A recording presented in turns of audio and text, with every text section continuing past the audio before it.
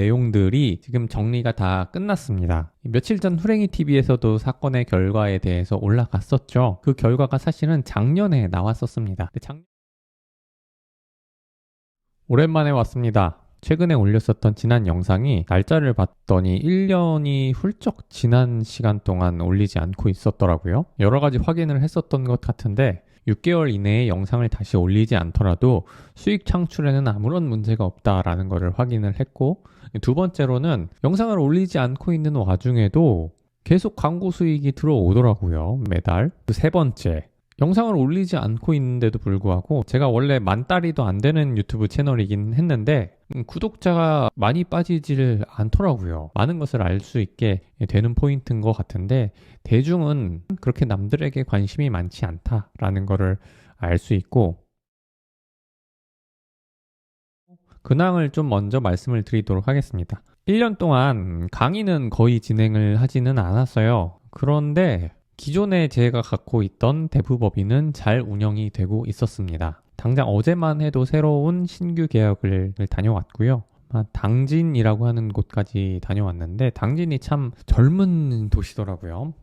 아이들도 되게 많았고 대부법인은 알아서 지금 잘 굴러가고 있는 것 같아요. 지금 뭘 투자를 해야 될지 모르겠다라고 할 정도로 되게 방황을 많이 하고 계신다고 하는데 우리 쪽에 계신 대표님들과는 이제 무난하게 이제 잔잔바리로 여러 개를 쫙 깔아놔서 그런지 모르겠지만 지금 시기에도 잘 수익화되어 있는 법인들을 운영하고 계시고 있는 듯 합니다. 그리고 신규 강의를 안 한 지도 꽤 많은 시간이 흘렀어요. 작년 한 해는 거의 신규 강의를 아예 안 했다시피 할 정도로 안 했습니다. 몇 가지 또 느낀 포인트가 있어요. 제가 이건 영상에서도 자주 얘기했었던 건데 반드시 강의를 메인 수익 모델로 만드시면 안 된다. 대중들에게 수익 모델이 흔들릴 수 있는 수익 모델이 메인이 돼서는 안 된다. 그걸 저도 생각을 해왔기 때문에 항상 투자 수익이 가장 우선시 되는 수익 모델로 중심을 잡고 있었거든요. 이번에도 역시 마찬가지로 공격을 받으면서 강의를 전혀 하지 않았으니까 강의를 위한 강의를 하신 강사분들에게 비유를 하면 굉장히 큰 타격을 받았었을 거예요. 근데 저는 다행스럽게도 강의만을 메인 수익 모델로 하지는 않고 강의는 서브로 함께 가져가는 거고 주 투자 수익 모델이 메인으로 끌고 가줘야 되는 구조로 만들어 놓은 게 다행이었습니다. 신규 강의를 하지는 않았지만 기존에 저와 함께 하셨던 대표님들과는 계속 강의를 이어왔었어요. 그래서 매달 스터디 모임도 케이스 스터디로 나누고 있고 그 외에 정규 강의에 해당하는 부분은 지금 유인물을 계속 업데이트하고 기존의 시장과 좀 바뀌어진 부분들이 다소 존재를 하거든요. 그 부분들의 내용들을 첨가해서 새로운 커리큘럼으로 지금 만들고 있습니다. 아마 23년도에도 제가 늘 그랬던 것처럼 많은 강의를 할 것 같지는 않아요. 저는 1년에 정규 강의는 상반기에 한 번, 하반기에 한 번 이렇게 2번만 하는데 올해도 아마 마찬가지로 상반기에 한 번, 하반기에 한 번 이렇게 2번 하면은 많이 하는 걸 것 같습니다. 그리고 세 번째 근황은 이사를 했습니다. 지역을 이동을 했어요. 기존에는 구로 디지털 단지, 가산 디지털 단지, 그쪽 지역의 구디, 가디 지역을 기반으로 활동을 해왔었는데 그쪽 기반의 지역을 정리하고 새로운 서울의 LG의 도시로 왔습니다. 제가 이 도시를 참 좋아하는 동네긴 해요. 계획도시로 잘 닦여져 있고 공원도 근처에 있고 역세권에 상가도 잘 마련되어 있으며 일단 대기업 기반으로 만들어진 수원의 삼성처럼 LG의 도시이기 때문에 어린아이들 뛰어노는 소리가 굉장히 마음을 행복하게 해주는 그런 도시라고 생각을 해야 되나? 젊은 신혼부부들이 좀 많이 있고요. 어린아이들 키우는 집도 많이 있고 아침에 출근할 때 보면은 굉장히 기분이 좋습니다. 그 지역에 와서 지금 잘 생활을 하고 있어요. 그럼 본론으로 들어가서 이제 저를 공격해 왔었던 상대방 측의 내용들이 지금 정리가 다 끝났습니다. 며칠 전 후랭이TV에서도 사건의 결과에 대해서 올라갔었죠. 그 결과가 사실은 작년에 나왔었습니다. 작년에 나온 이후 그로부터도 한 반년의 시간이 지났어요. 반년의 시간 동안 일반적으로는 굉장히 자기의 억울함을 표출할 수도 있었을 텐데 저는 그냥 신경 안 쓰고 제 할 일에만 집중하고 각자 갈 길 간다라는 생각으로 제 갈 길만 가고 있었습니다. 물론 그 과정에서 어떠한 의도를 갖고 생각을 갖고 했기 때문에 빠르게 오픈을 하지 못했었던 것도 다소 있어요. 근데 상대방 쪽에서 공격을 했었던 입장이라고 하면 공격을 할 때는 가장 먼저 여론을 형성하기 위해서 사람을 모았지만 왜 결과가 나왔을 때는 오픈을 하지 못했었을까? 그게 또 재밌는 이야기가 있습니다. 결과에 대해서 먼저 얘기를 해드리면 저한테 이제 감사가 들어오게 되면서 굉장히 대응을 여러 곳으로 했어야 했거든요. 첫 번째가 이제 금융감독원, 두 번째가 특별사법경찰, 그리고 세 번째가 서울시, 그리고 구청.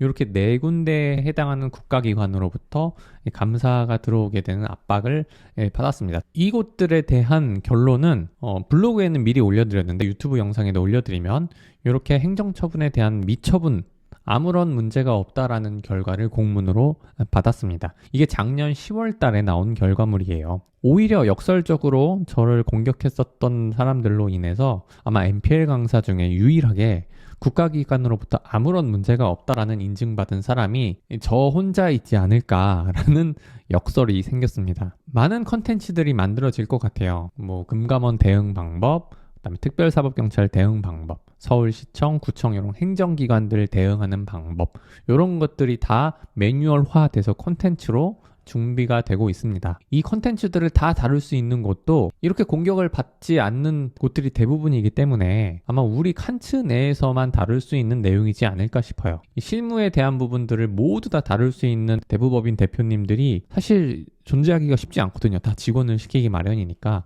근데 다행스럽게도 과정은 굉장히 오래 걸렸지만 각각의 컨텐츠들이 다 만들어지면서 유일무이한 대부법인 실무 내용이 나올 것 같습니다.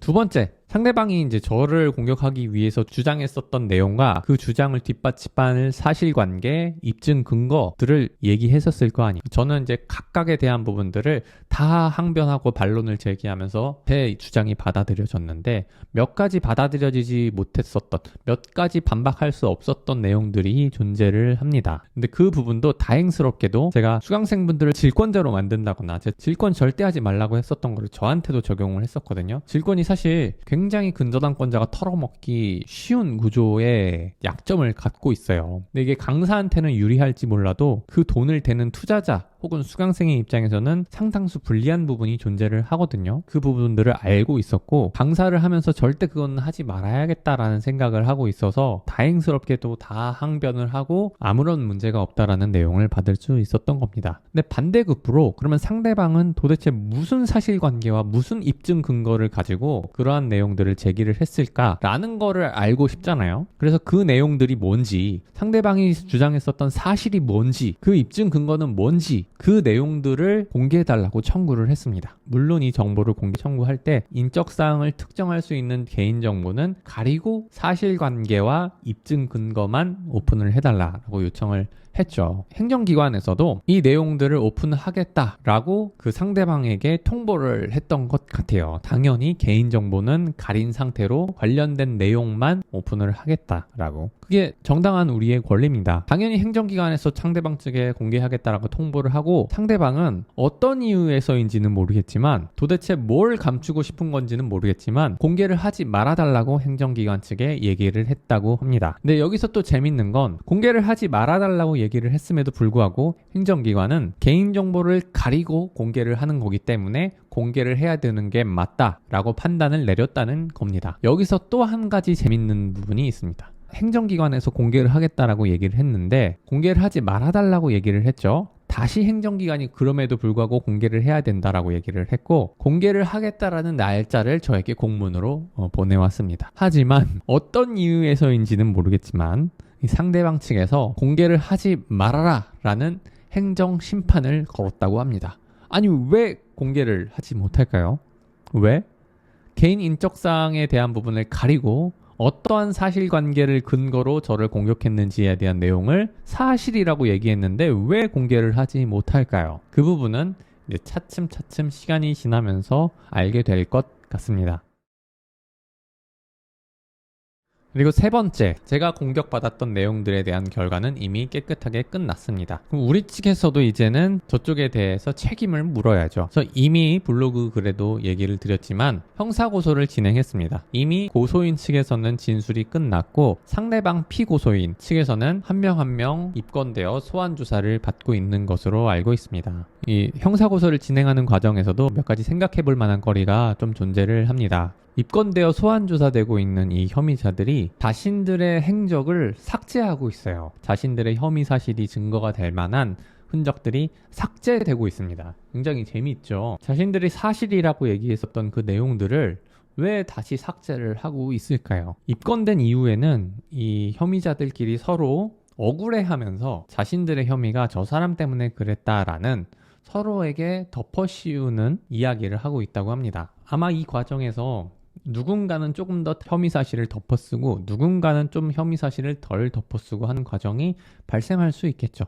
그건 중요한 것 같지는 않아요. 어차피 우리가 했었던 거는 우리가 할 수 있는 최선을 다한다라는 방법으로 진행을 했었던 거고, 그에 따른 결과는 그쪽에서 아마 자신의 무죄를 항변하기 위한 혹은 혐의 사실이 있다라고 하면은 양형을 줄이기 위한 합의 방법으로 이 어떠한 선택지를 선택하는 거는 이제 저쪽의 선택에 달려 있는 거고, 우리는 우리가 해야 될 일을 다 했으면 지켜보는 것밖에는 할 게 없는 것 같습니다. 요새 그 더글로리도 그렇고 트로트 프로그램의 학폭 이슈도 그렇고 학교 폭력이 굉장히 이슈잖아요. 이 집단을 이루어서 한 명의 대상을 공격한다라는 그 사실이 과거에 비해 현재에서는 굉장히 큰 의미로 부각이 되고 있는 것 같습니다. 학폭 이슈에 관련된 그 사람들은 다 본인이 억울해하는 모습을 보이는 것을 우리가 알 수가 있어요. 이번에도 마찬가지입니다. 상대방 측의 한 명 한 명들이 다 억울해하고 있다고 합니다. 그 억울해하는 마음을 자신들이 잘 항변을 통해 무죄로 입증하는 것은 이제 상대방 측의